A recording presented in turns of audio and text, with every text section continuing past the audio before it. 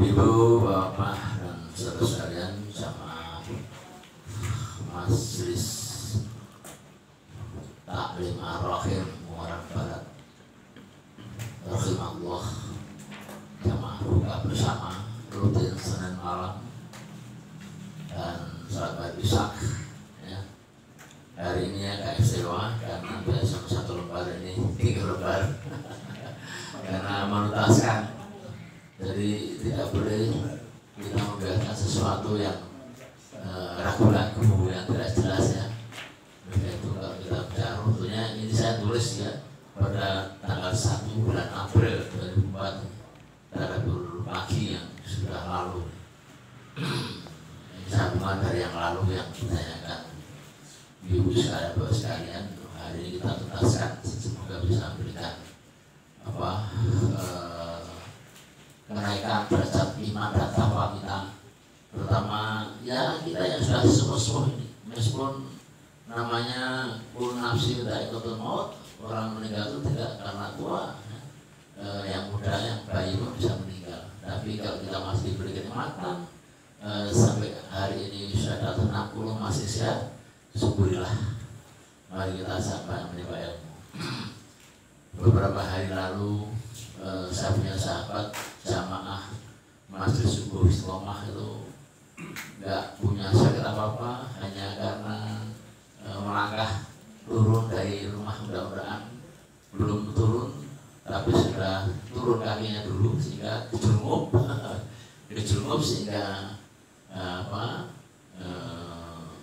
pinggangnya itu kejepit, nggak bisa jalan. Ya punya apa, hanya itu saja. Tapi setelah diperiksa terus akhirnya lama-lama terus tensinya naik ya. Kemudian gulanya 800 begitu kan. Masuk rumah sakit sebulan nggak sadar. 3 hari lalu bapak ya, itu termasuk sebuah jamaah dari Masjid Istiqomah yang rumahnya di Pemalang, di pemeriksaan dari Pemalang, Kabupaten Pemalang, tokoh masyarakat Pemalang. Alhamdulillah di kita ini sudah ada sesepuh Pak Haji Amar ini, masya Allah. Kita semua ingin seperti Pak Haji Amar sendiri ya, ya, masya Allah ya, yang sudah 80 lebih, ya. Pak Haji Amar hampir 80. Ini, Pak, Bu Ibu yang 8 aja Pak. Siapa berlaku coba kita ingin seperti beliau-beliau ini sepuh, rajin ngaji ya. Karena hanya itu bekal yang kita siapkan untuk bisa menuntaskan apa yang hari ini akan kita kasih ya. Ibu sekalian jamaah, ini di sini saya buat judul Ruh Almarhum, almarhumah ya, sama ya. Melihat keluarga, cara tanya, kalau ditanyakan bahwa kita dari sisi ayat dan hadis kita coba kaji ini dan itu nyata adanya. Tapi ingat ya, ini hanya bila roh orang yang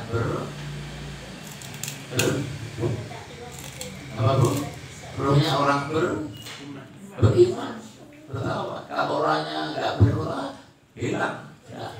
Ya dikerangkeng, dibakar sampai kiamat ya. Kita semoga termasuk dengan orang yang beriman kepada Allah sampai nanti asal di Allah. Amin ya. Jadi di sini saya katakan ya, pertemuan ruh orang hidup dan orang yang sudah meninggal itu pertama dari mimpi ya, nomor 1 dari mimpi ya. Ini ditafsirkan di Az-Zumar ayat 42 ya.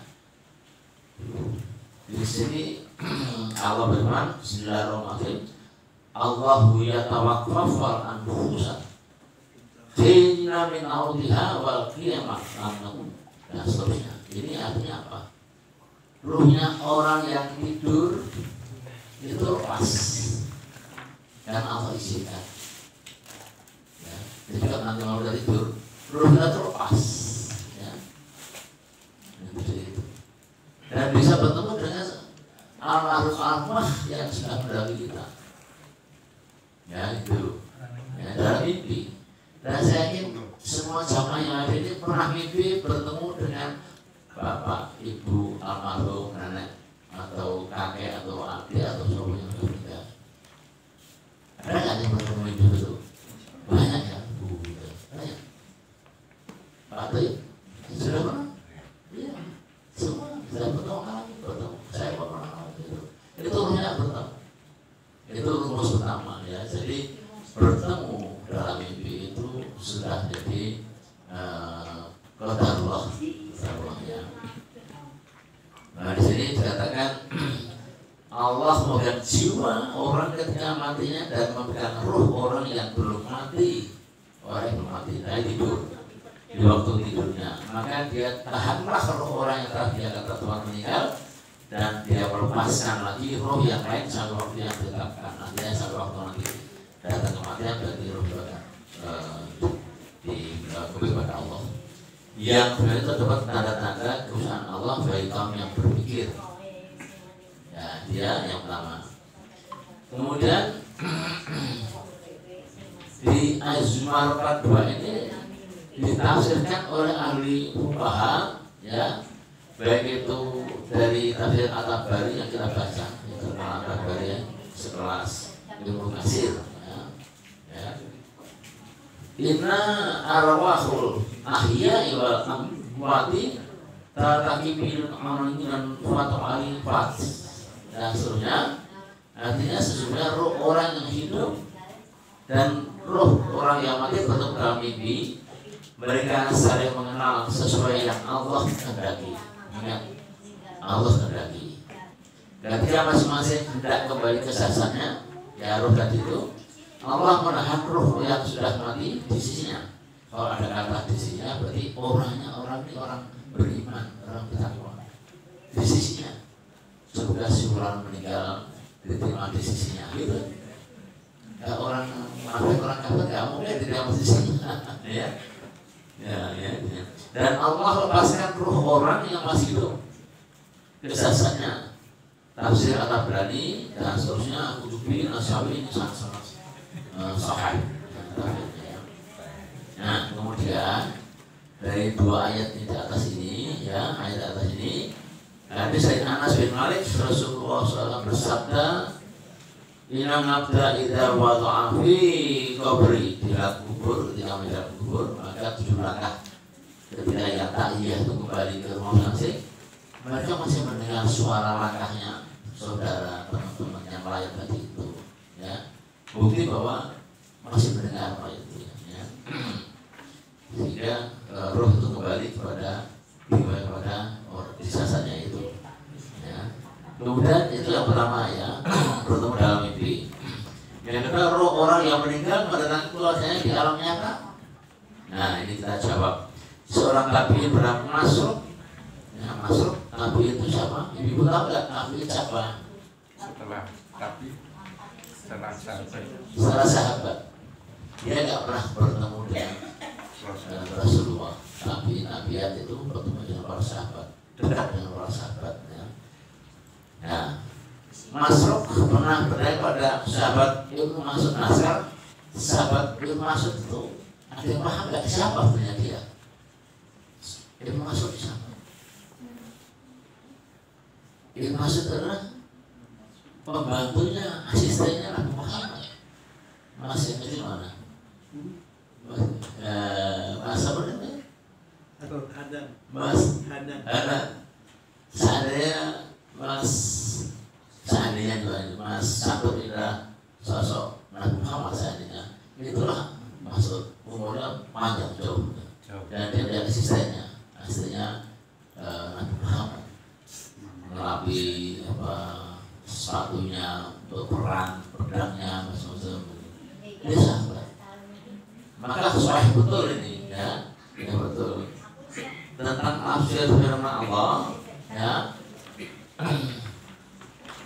Batasaban alladzi qutilu fi sabilillahi amwata bal ahyaw wa min adzabihim yuryakun. Ini dalam Quran Al-Imran dikatakan dan masuk lagi kepada Allah dan Nabi Muhammad. Janganlah kamu mengira bahwa orang-orang yang gugur di jalan Allah itu mati, bahkan mereka itu hidup di situ hanya dengan mendapat rezeki. Yang gugur di jalan Allah siapa? Siapa bu? Yang gugur di jalan Allah siapa? Orang yang berperang dengan membawa pedang. Tidak hanya itu. Ketika itu betul. Tapi saat ini yang berperang di jalan Allah, kita semuanya berjuang di jalan Allah. Ya, semua berjalan Allah. Pak Toyib dengan armadanya, masa dengan armadanya itu berperang memerangi daerah apa? Kefakiran. Jangan sampai fakir dan sampai miskin, maka dengan armada dia jalan pagi dan pulang. Ketika adzan pasti mampir masjid, betul nggak? Mas, soalnya masjid. Ya, ketika ada uang, ada orang dana pasti berikan sedekah. Itu berjuang dengan Allah. Kita menerima ilmu seperti malam ini, itu juga berjuang di jalan Allah. Betul enggak? Jalan dari rumah, hujan rintik, datang ke masjid untuk ngaji bersama. Ini berjuang di jalan Allah. Ya. Termasuk jihad di sabilillah kita ini. Nah dia, jadi ini dikatakan di sini Ibnu Mas'ud menjawab. Saya pernah tanyakan itu kepada Rasulullah. Dan beliau menjawab, ini banyak sekali, kita langsung singkatnya ya. Jawabannya Nabi apa? Ruh mereka di perut burung hijau. Ini dari Waqiah juga ada, sampai tafsir di Waqiah ada. Ruh orang mereka itu di perut burung hijau. Burung hijau. Apa itu burung hijau? Burung ini memiliki sarang yang tergantung di bawah arsy Allah. Arsy itu tempat siasan Allah. Di atasnya di atasnya Sidratul Muntaha ada arsy Allah. Langit ketujuh, di atasnya itu ada arsy Allah. Ya, hanya Muhammad yang bisa sampai ke arsy Allah. Mereka bisa terbang kemanapun di surga yang mereka inginkan. Ruh Nabi bisa terbang kemana-mana. Ruh siapa? Ruhnya orang bertakwa, orang beriman itu ada di surga untuk berjalan-jalan untuk menikmati dari surga. Ya. Ya. Kemudian mereka kembali ke sarangnya. Ya. Kemudian Allah perhatikan mereka dan Allah bertanya pada roh tadi itu, apakah kalian menginginkan sesuatu? Allah bertanya pada roh tadi itu. Mereka menjawab, apalagi yang kami inginkan ya Allah, sementara kami bisa terbang ke surga kemanapun yang kami inginkan, kemanapun yang kami inginkan. Aku ingin dari keluargaku, tidak keluargamu. Tidak hanya malam Jumat, malam Sabtu, malam Selasa boleh. Itu hadiahnya orang beriman, orang bertakwa. Jadi jangan kira itu orang meninggal itu yang membuatnya karena husnul iman itu akan ke rumah kita, tapi kita nggak bisa bicara, nggak lihat dia melihat dia. Kita melihat, kita nggak bisa lihat dia melihat kita. Ya, kalau dia melihat keluarganya sehat, rajin ngaji, senang dia itu. Tapi kalau anaknya keluarganya tuh nggak sholat, mas susah dia, nangis dia, begitu. Masya Allah kan, begitu murahnya Allah ya. Nah ya, kemanapun yang kami inginkan. Namun Allah selalu menanyai mereka 3 kali. Allah bertanya 3 kali. Sehingga ketika mereka merasa akan selalu tanya, mereka ruh menyiapkan jawaban lain. Apa jawaban lain? Ya Allah, kami ingin Engkau kembalikan ruh kami ke jasad kami. Ya, jadi kami bisa berjuang, berperang di jalan-Mu untuk kedua kalinya. Jadi inginnya ruh tadi itu para pejuang ingin kembali ke jasadnya, tapi untuk berperang lagi. Masya Allah. Itu, ya seperti itu coba dialognya ini. Ya. Jadi untuk kedua kalinya. Ketika Allah melihat mereka sudah tidak membutuhkan apa lagi, mereka Allah tinggalkan sudah. Jadi mereka tenang, ya ruh itu sudah tenang di alam surga dan bisa melihat keluarganya ya.